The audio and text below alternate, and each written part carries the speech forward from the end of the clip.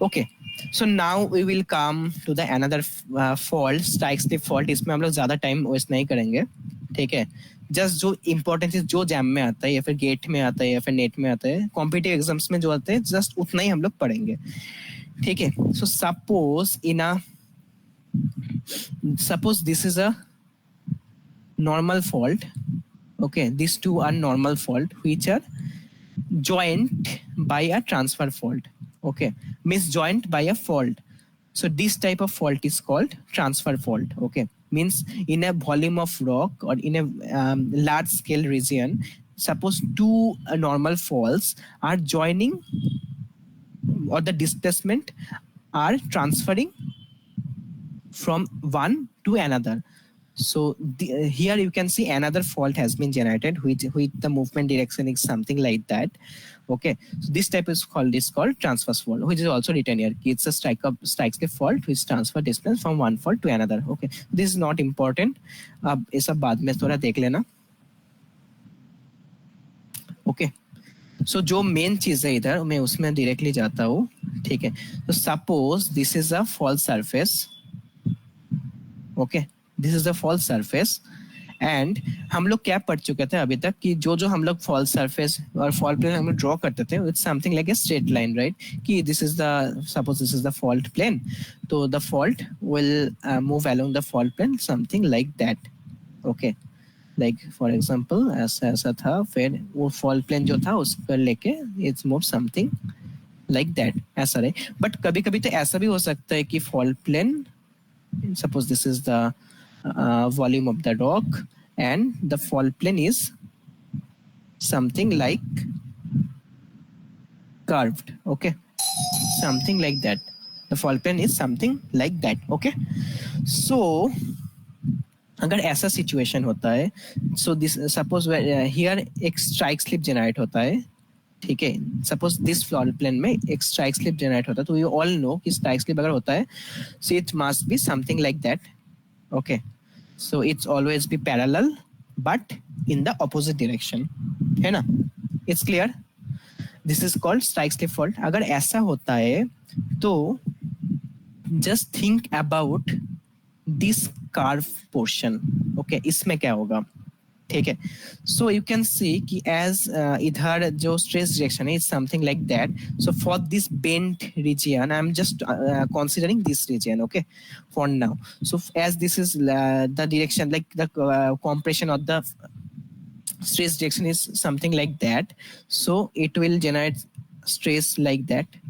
Okay, for this bending region, and as the for this one, as the compression direction is towards like this, so for the bending area it will something like this, है ना. So if I draw this or if I magnify this like ऐसा कुछ करके अगर दिखाया, so just I am considering the bending portion. Okay, so something like that, है ना, इस पोर्शन में. And so you can see कि due to strike slip fault हम लोगों को क्या मिल रहा है कि ये जो पोर्शन है इसमें हम लोग को compression दिख रहा है, right. So this type of situation is called सावधान जाश. This situation is called transpression. Means इधर तो ट्रांसफॉर्म फॉल्ट जनरेट हो रहा है, if it's transform means the strike slip fault, और उसके साथ ये जो एरिया है इसमें compression हो रहा है, right. So transform plus compression, so both together it's called as transpiration, है ना.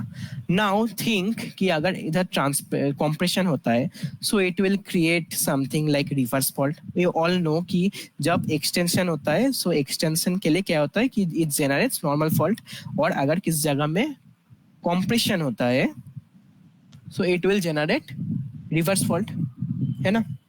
सो अगर इधर इस एरिया में compression होता है, so for the transpiration we'll see कि some upliftment of the hanging wall, और also we can see कि reverse fall will generate, है ना.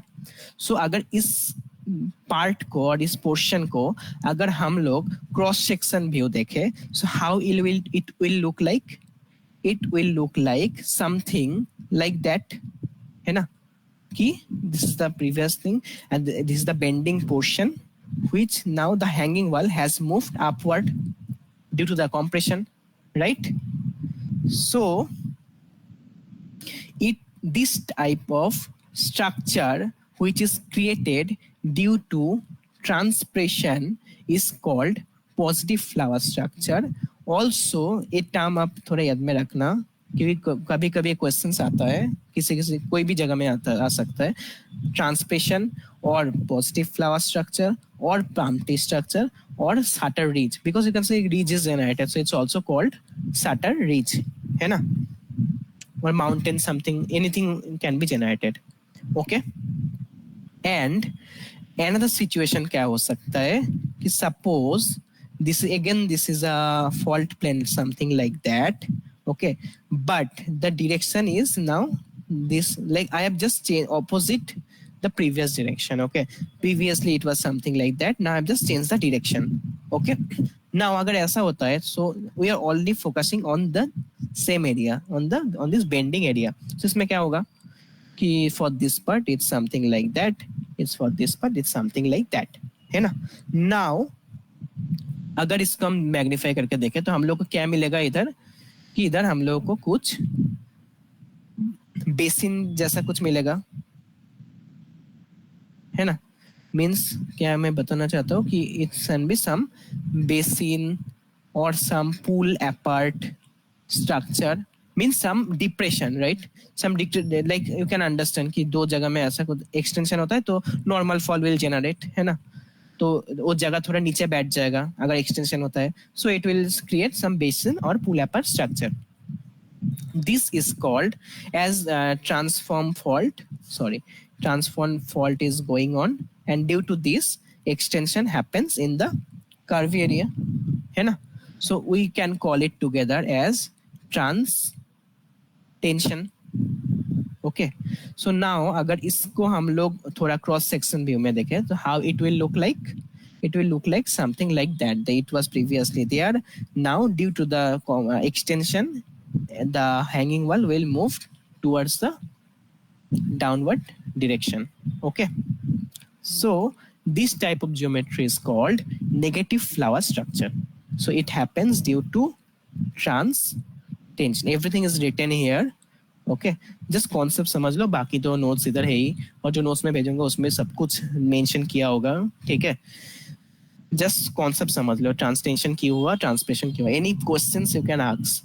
सो एक बात आपको याद रखना पड़ेगा कि ट्रांसटेंशन के लिए जो नेगेटिव फ्लावर स्ट्रक्चर क्रिएट होता है, also we can call it at tulip structure, also call it at sack, also sack point is generated, means जो मैंने दिखाया कि पूल अपार्ट बेसिन वगैरह, ठीक है, पूल अपार्ट बेसिन जो मैंने दिखाया कि उधर कुछ एक्सटेंशन होगा तो क्या होगा, डिप्रेशन जनरेट हो जाएगा. So it's also called sag point और pull apart basin etcetera. Okay, now और two term I like to discuss, ठीक है. ये टर्म बहुत लोगों को कंफ्यूज होता है, ठीक है, बहुत लोग उसको पढ़ाता नहीं है, ठीक है. जस्ट मैं एकदम सिंपल करके पार्ट आपको बता देता हूँ, जस्ट गिव मी कि right lateral left stepping, okay, strike slip fault, right stepping strike slip fault, left lateral left stepping strike slip fault, left lateral right stepping strike slip fault. ये 4 situation होता है, ठीक है. बहुत लोग इसको ignore करके चले जाते हैं. जस्ट मैं एक आपको समझा दूंगा, बाकी आप घर में खुद से समझ लेना, ठीक है. तो what is lateral, when we using the term lateral and when we are using the term stepping in case of strike slip fault, ये आपको समझना होगा, ठीक है. सो सपोज फॉर एग्जांपल, ठीक है,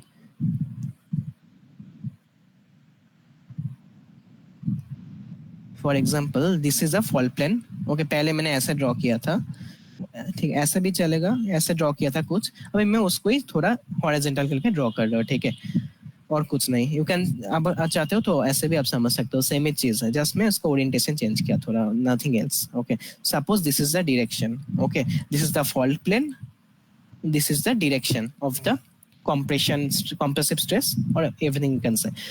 Okay, so अगर ऐसा होता है, so it will called as right lateral, क्यों? क्योंकि the stress the compressive stress direction is towards right. We can also always consider from the upper block or the upper side stress. Okay, so you can see that the upper side stress is acting towards the right side, so it's called right lateral. If it's something like that, if I change the direction something like that, you can see for the upper block it's something the compressive stress direction is towards left, so we'll call it as left lateral. Okay, now what is stepping? It's very simple. फिर मैं picture draw करता हूँ. If the fault plane is something like that, okay, so you can see the deep of the fault plane is towards this direction, so towards right, है ना? So we can call it as right stepping. Okay, and if the deep direction is if the fault is something like that, okay, so you can see the bending of the fault plane is towards left, so we'll call it at left stepping.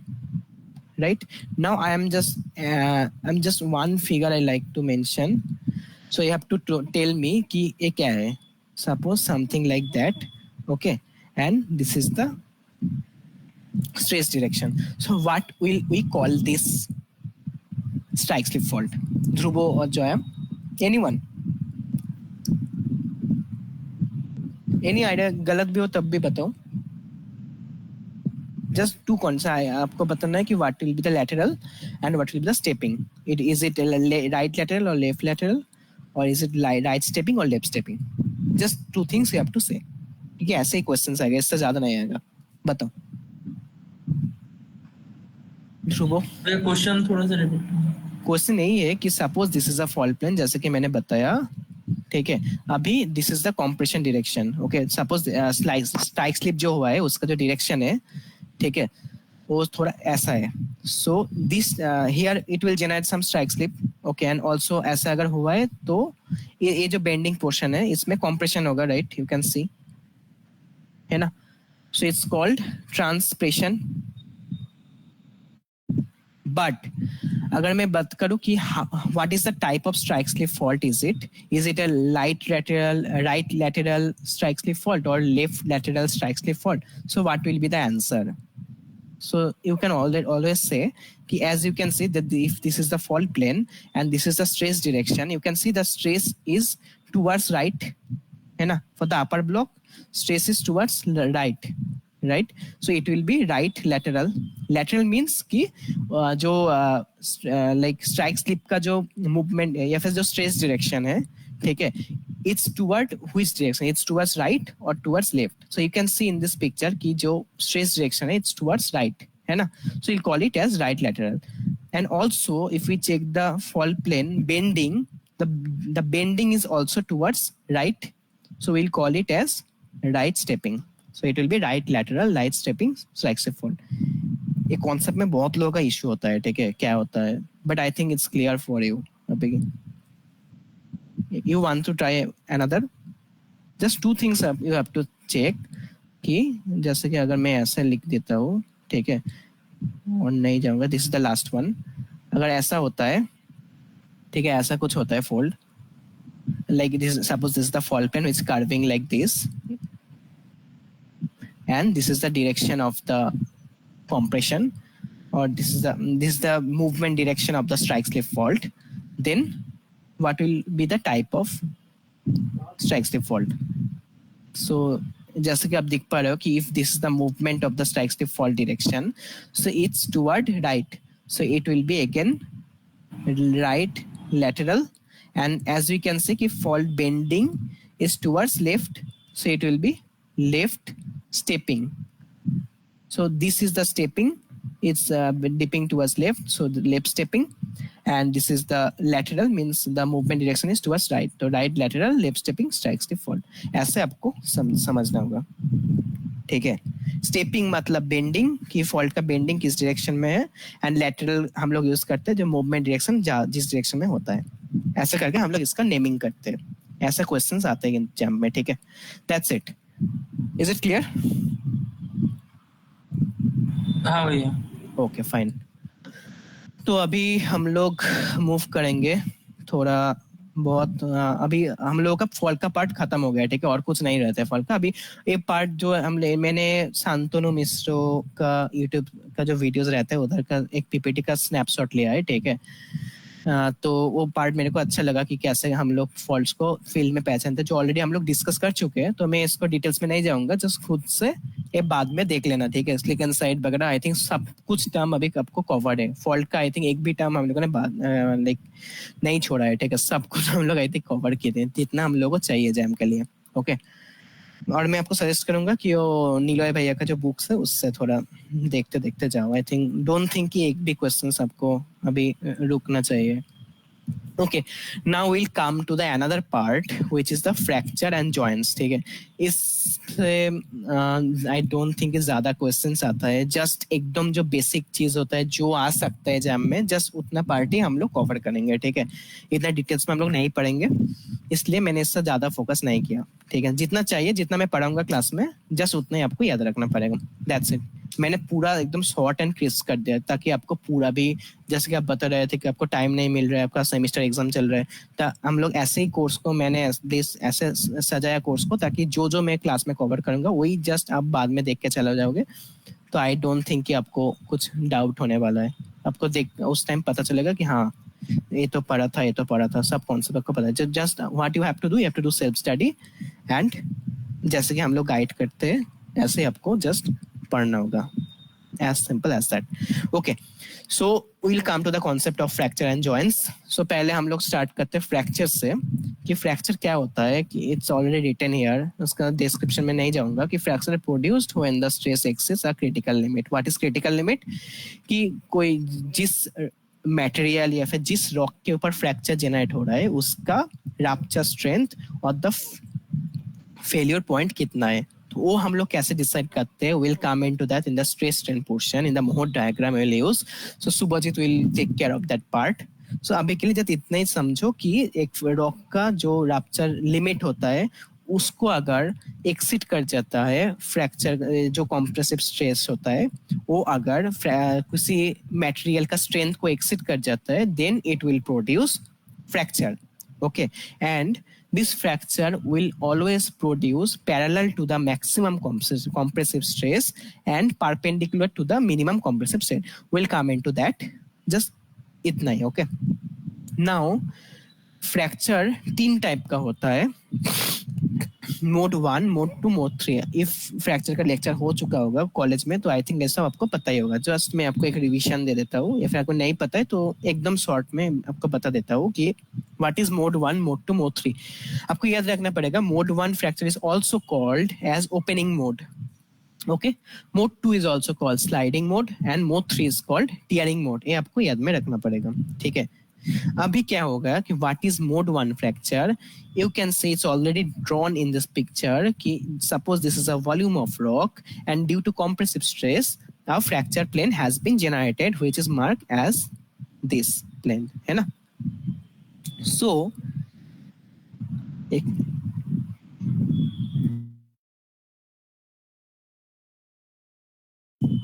Okay, so if the fracture कब generate होता है, जब एक extensional stress या फिर tensile stress होता है, तो due to extension fracture generate होता है।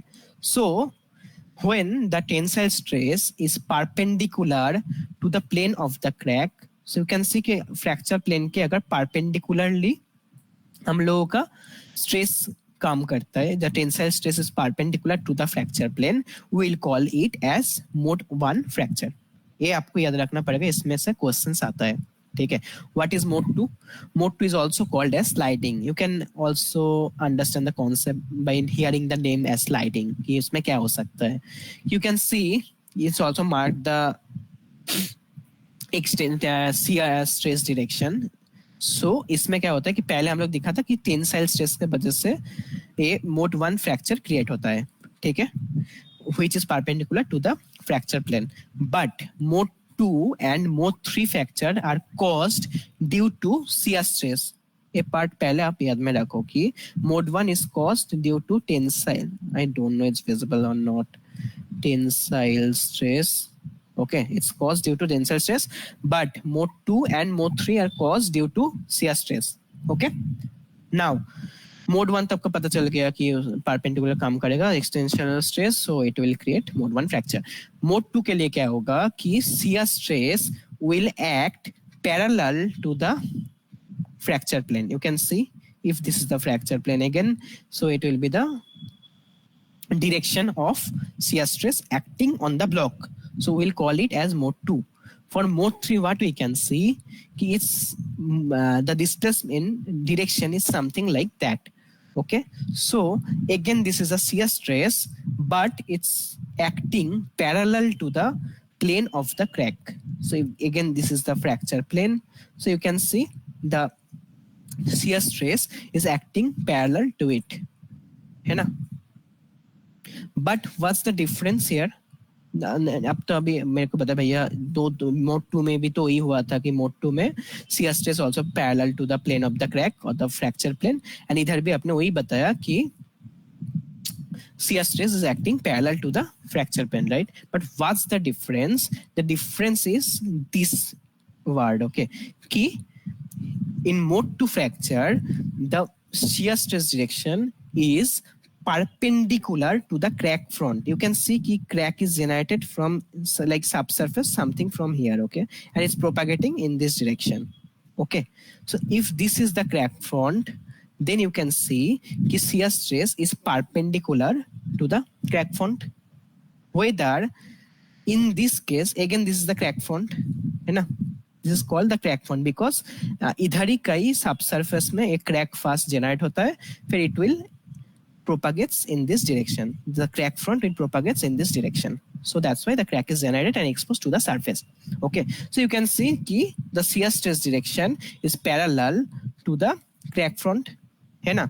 Whether in mode 2 shear stress direction is perpendicular to the crack front. So ये आपको याद में रखना पड़ेगा कि mode 1 के लिए extensional stress, that's why it will act normal to the fracture plane. It's also called opening mode. You can see क्योंकि open हो रहा है ना इधर, अगर ऐसा अगर कैमरा होना तो मैं दिखा पाता आपको कि you can see कि दो just a block आप देखो कि just open हो रहा है, right?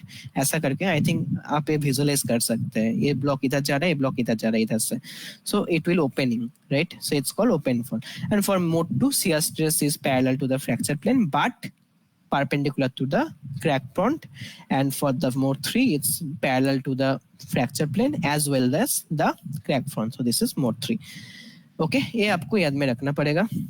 फिर मैं आता हूँ joints में. okay, so joints और fracture में क्या difference होता है कि first of all fracture का एक कोई भी ओरिएंटेशन नहीं रहता है, ठीक है. अगर मैं एक कांच के ऊपर या फिर ग्लास के ऊपर एक हैमर से जोर से उसमें हैम्पर करता हूँ उसको, तो it will create like it will create a random orientation, right? It will create a fracture in random orientation, so it's called fracture.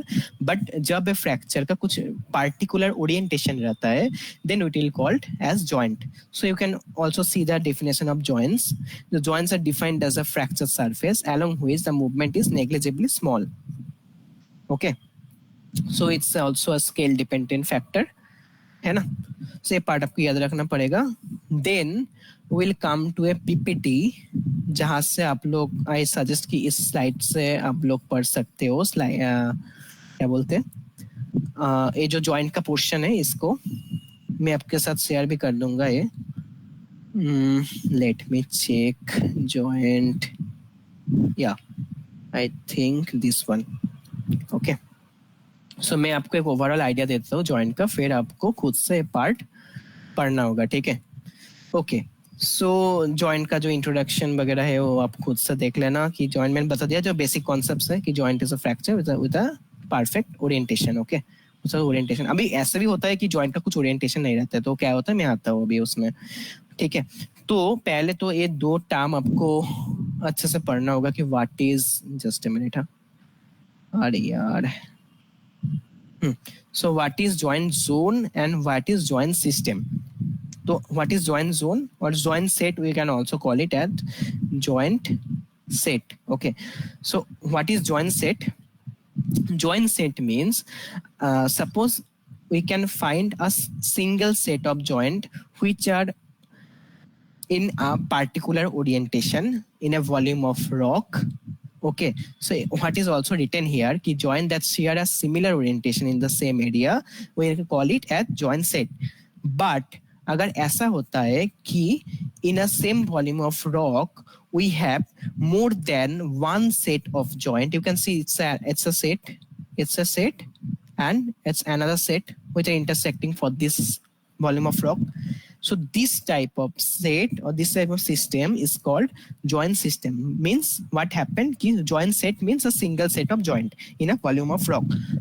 But agar if there is more than one set of joint in a similar volume of rock, then we'll call it a joint system. Okay, fine. Now, if it's clear, now we'll come to this picture. So here you can see हम लोग थोड़ा discuss करेंगे about open joint क्या होता है, close joint क्या होता है, ठीक है. ये दो टर्म हम लोग थोड़ा बहुत डिस्कस करेंगे. It's very easy. You can also see from this picture this is written as open joint. तो इसमें क्या होता है, if we check the definition first, which the block have separated for the small distance to right angle to the fracture surface, है ना. तो इसमें क्या देखा हम लोग कि जो जॉइंट इधर क्रिएट हुआ है उस जॉइंट के along, ठीक है, the both blocks moved perpendicular to the joint plane. Suppose if this is a joint, then in a small extent both blocks are moving in a perpendicular direction. So this type of joint, ठीक है, जिसके लिए इस volume of rock में थोड़ा बहुत space create हुआ है is along the joint, it's called open joint because as simple as that, because this joint is opening the rock, right. It's पहले क्या था, पहले rock intact था, but due to joint, as the both blocks are moving something like in this both direction, so there is some gap or some spacing in between, so it will call it as closed joint, open joint, ठीक है. But अगर हम लोग इस joint को देखें, this is another set of joint suppose for the same in the same volume of rock, but we can see कि ये जॉइंट क्रिएट हुआ है बट इसमें से कोई भी ओपनिंग नहीं हुआ है, right. There is no opening, है ना. इसमें कुछ ओपनिंग नहीं हुआ है, जस्ट जॉइंट प्लेन हम लोग दिख पा रहे हैं, राइट. जैसे कि इधर ओपनिंग हम लोग को मिला कि थोड़ा ओपनिंग, बट इसमें कुछ ओपनिंग हम लोग को नहीं दिख रहा है ना. So this is called close joint. Okay, ये आप थोड़ा पढ़ लेना खुद से, आई थिंक इस बहुत सिंपल है, ठीक है. अभी फॉर्मेशन कैसा होता है हम लोग ऑलरेडी बता चुके हैं कि ड्यू टू एक्सटेंशन हो सकता है, क्या क्या होता है वो हम लोग आएंगे अभी, ठीक है. क्यू फॉर्म होता है अभी आएंगे. So you can see here कि इसका कुछ सिंगल थ्योरी नहीं होता है, ठीक है. बहुत रीजंस हो सकते हैं जॉइंट का, अभी भी ऐसे भी कुछ रीजन होते हैं जो हम लोग को अभी तक पता नहीं है, ठीक है. बट हाँ, most of the common reason for formation of joints are these three. It can be contraction during formation, it can be expansion and contraction, and also it can be crustal disturbance. Okay, so just मैं एक बार आपको simply आपको बता देता हूँ कि contraction during formation मतलब क्या होता है.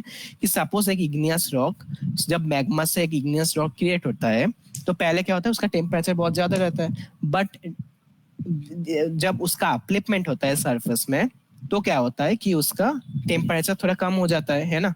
सो ड्यू टू कूलिंग हम लोग क्या होता है कि जब वो पहले हॉट था तो it will expand, right. But जब कूल होता है तो it will become contracted. So due to contraction joint can be generated. सब कुछ इधर लिखा है, you can also check after this class.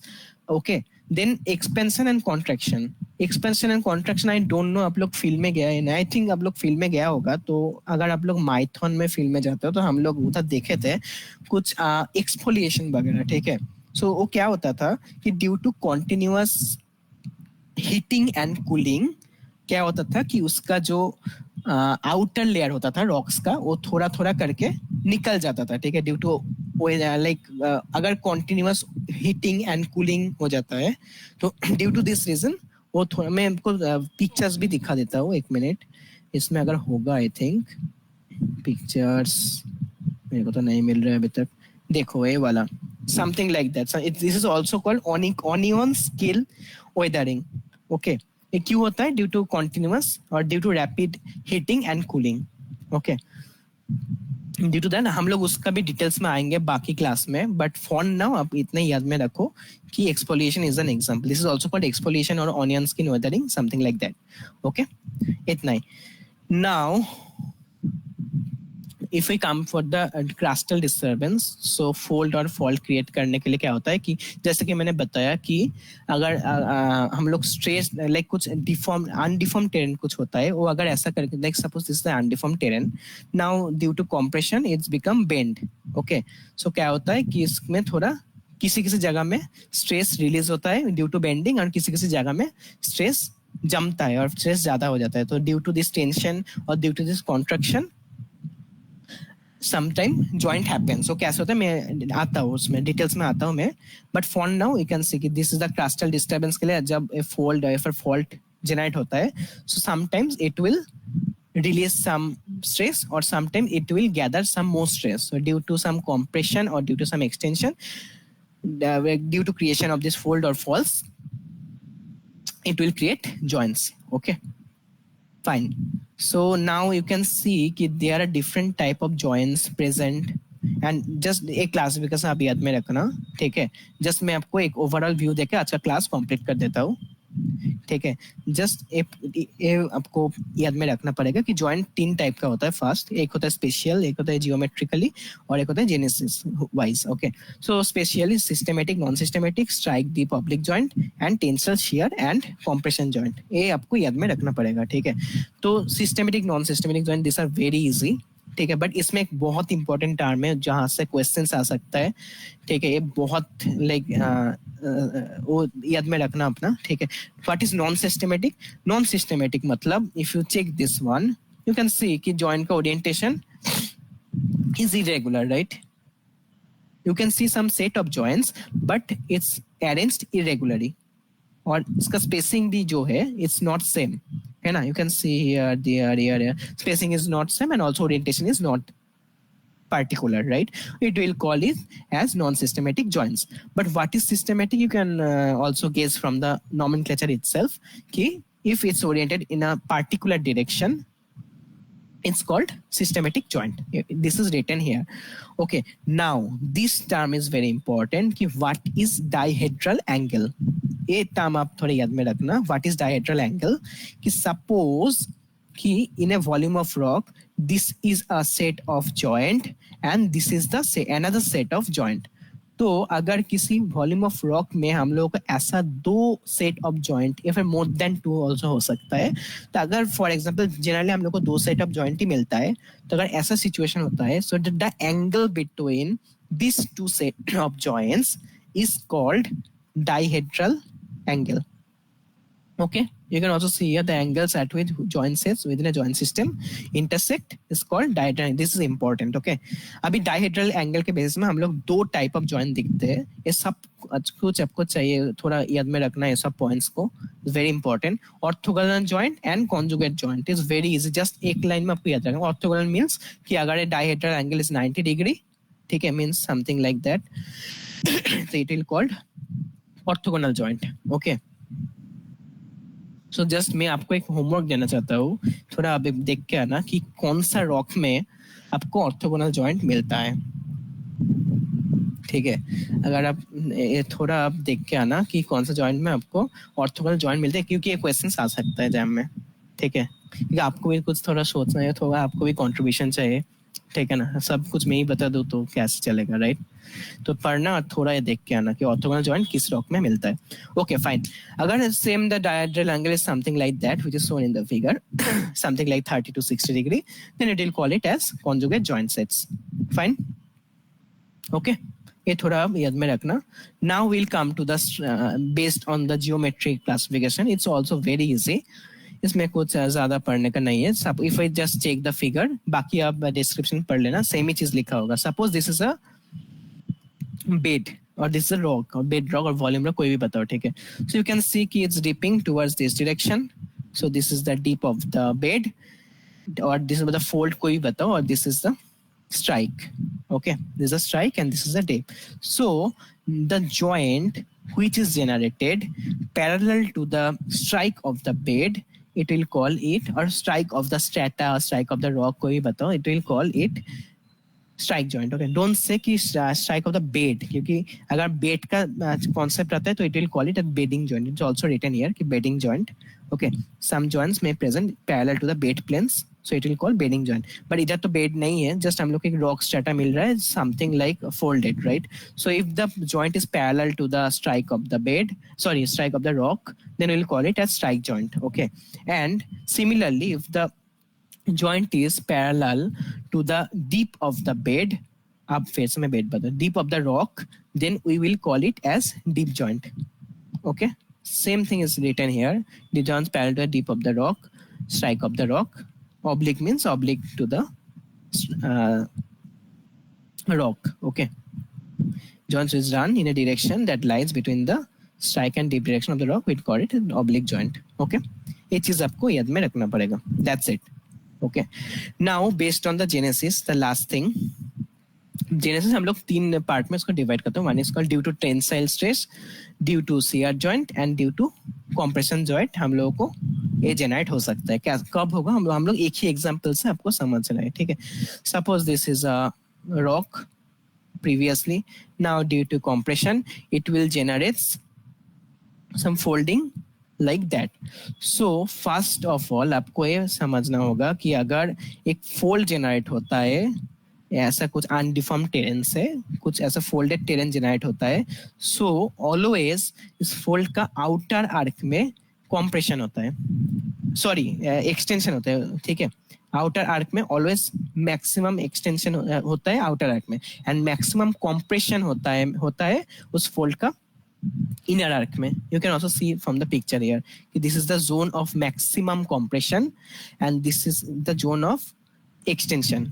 Okay, and due to extension इधर इस एरिया में this is the hinge area और this is the outer area. outer arc area में due to extension जो joint generate होता है, this is called tensile joint. Okay, so due to tensile stress, this is the outer arc जो joint generate होता है, this is called tensile joint. And on the other hand, due to the inner arc, due to the compression जो joints generate होता है इस side में, this is called what is called compression joint. Okay, which is marked as CJ.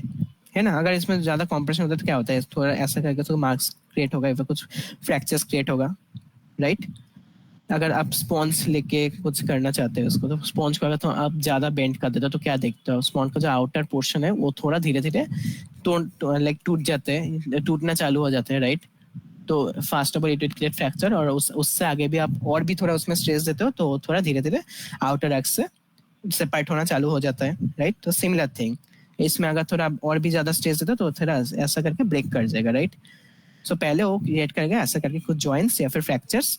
So it will call tensile joint, and inner arc it will call, as it is created due to the compressive stress, it will call as compression joint. And what is another joint is there which is called shear joint. तो shear joint क्या होता है कि it's very simple कि suppose this is a normal fault, ठीक है. तो normal fault में this is the hanging wall, this is the foot wall because this is the deep direction, right. So hanging wall अगर along the fault plane नीचे move करता है, so ये दो fault plane है, इसमें क्या होता है कि as it is displacing along the fault plane, तो here something shear stress generated, right. So due to shear stress it will generate some weak plane, so we will call it as shear zone joint. Okay, so due to compression or due to shearing of the blocks, as the blocks is moving towards this direction and shearing along the fault plane, it will generate something like that, some joints like that, which is called shear joints. Okay, so वही इधर लिखा है, और भी कुछ examples होगा. देखो folding कैसे होगा मैं ऑलरेडी बता दिया आपको, एक्सेल रीजन में क्यों होगा वो भी आपको बता दिया, ठीक है. कॉम्प्रेशन के क्रॉस जॉइंट एग्जांपल है, थोड़ा पढ़ लेना, ठीक है. इस पिक्चर में अभी मैं थोड़ा ज्यादा नहीं बोलूंगा, इसमें थोड़ा स्ट्रेस स्ट्रेन का कॉन्सेप्ट भी है, ठीक है. जस्ट यू कैन से कि स्टाइलोलाइट से बहुत इंपॉर्टेंट टाइम होता है कि स्टाइलोलाइट कब जनरेट होता है, स्टाइलोलाइट क्या होता है. आई थिंक सेडिमेंटोलॉजी में कुछ होगा इसका, ठीक है. स्टाइलोलाइट यू कैन सी कि it's always generated perpendicular to the maximum compressive stress. ये पार्ट आपको जस्ट याद रखना पड़ेगा, अगर क्वेश्चन आता है तो यही आता है कि it's generate always perpendicular to the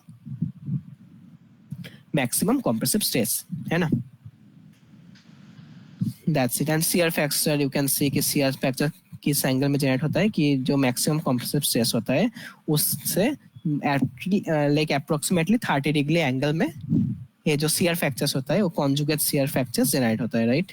just यही दिखाने के लिए मैं पिक्चर से ऐड किया था, है ना। और जो you can C also the opening, ठीक है। ओपनिंग क्या हम लोग क्यों इस डायरेक्शन में opening, why opening is like that, because you can see कि if this is the maximum compression direction, so this will be the maximum extension direction, so that's why अगर कंप्रेशन ऐसा होता है so it will extend like this in this direction, so that's why it will show something, some fractures, some open fractures like that, है ना। तो इधर कभी कभी मिनरलाइजेशन भी हो सकता है, right? I think it's you can understand, so that's why it created some open space, है ना। That's it. और इसमें क्या है, और बाकी सब हो गया। बाकी हाँ, एक टर्म थोड़ा आपको याद रखना पड़ेगा कि इग्नियस रॉक के लिए हम लोग स्पेशली ये 3 टाइप ऑफ जॉइंट्स दिखता है, ठीक है। ये इंपॉर्टेंट है बहुत। मुरल जॉइंट्स तो और भी इंपॉर्टेंट है, ये थोड़ा आप देख लेना। सीट जॉइंट्स ऑलरेडी हम लोग बता दिया कि what is sheet joints, what is exfoliation, क्यों होता है, क्यों due to rapid heating and due to like alternative heating and cooling, ये जो लेयर है एक के बाद एक छूट जाता है, ठीक है। So that's why they care something like that, this type of geometry, which is also called onion skin weathering or exfoliation. So seat joints is the similar thing. This type of joints is also written here. थोड़ा बाद में आप देख लेना, इस granite rock में मिलता है, ये थोड़ा याद में रखना, ठीक है। ये थोड़ा याद में रखना। It causes due to weathering and removal of the overlaying mass. कभी कभी ये भी हो सकता है कि सपोज किसी जगह में कोई एक रॉक मास है जिसके ऊपर बहुत ओवरलोडिंग हो गया है, ठीक है। सपोज किसी रॉक्स में जो एक जगह में जो रॉक है या फिर जो माउंटेन्स है, जैसे कि पिक्चर में आप दिख पा रहे हो, सपोज इसके ऊपर पहले बहुत लोड था ड्यू टू थ्रस्टिंग, ठीक है। अभी क्या हो गया कि due to some release of stress वो ब्लॉक्स मूवमेंट हो गए, या फिर जो ऊपर का जो ब्लॉक्स है वो वेदरिंग आउट हो गया, ठीक है। तो क्या हो गया, इसमें से स्ट्रेस जो था वो रिमूव हो गया।